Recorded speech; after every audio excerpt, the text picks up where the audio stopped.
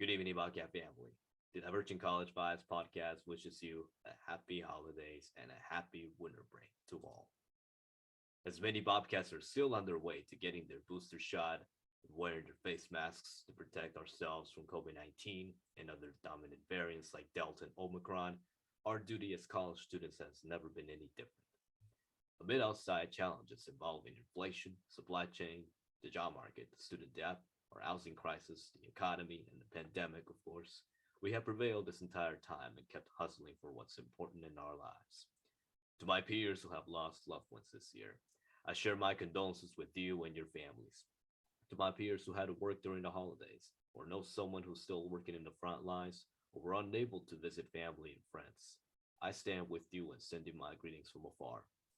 To those who were struggling to find a job, I hear you. It wasn't pretty when I encountered it a couple of times. Seeing myself return to the classroom this year in the middle of the pandemic did not feel right at first.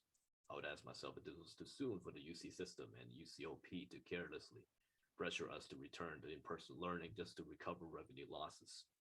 Remote learning wasn't favored by all Bobcats, I would admit, but it was worth the shot for several students who adapted it very quickly. When I saw a new ACCM administration being sworn in May, I feel optimistic that RCOs and the student body will come out stronger for what we thought back then was the near end of the pandemic. Nevertheless, the pandemic continued doing this job, weakening the economy, jobs, and our public health recovery. What made me freak out the most was watching student renters encounter housing insecurity from the reset station fiasco because of the ongoing housing crisis, blowing up the housing market values and rising rent prices across California. I saw my other peers from my sister campuses struggling in the same way under this terrifying bubble.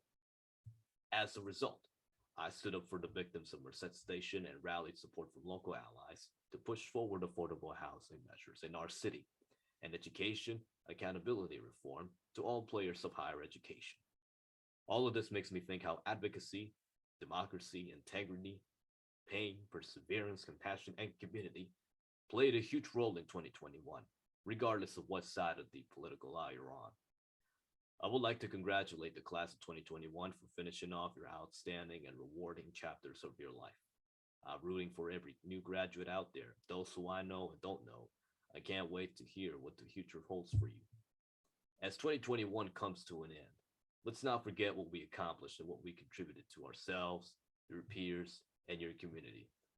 Getting to class slash work on time, doing homework, studying for midterms and finals, rescheduling meetings, joining our CO events via in person or remote, cab events, TikToking, playing video games on your latest PS5 or Xbox. Sadly, I can't find one yet because they're out of stock. Unplugging from social media for your mental health.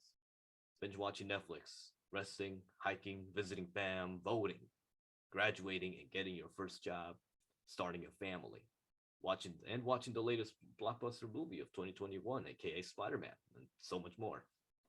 Lastly, let's all brace ourselves for what is ahead in 2022.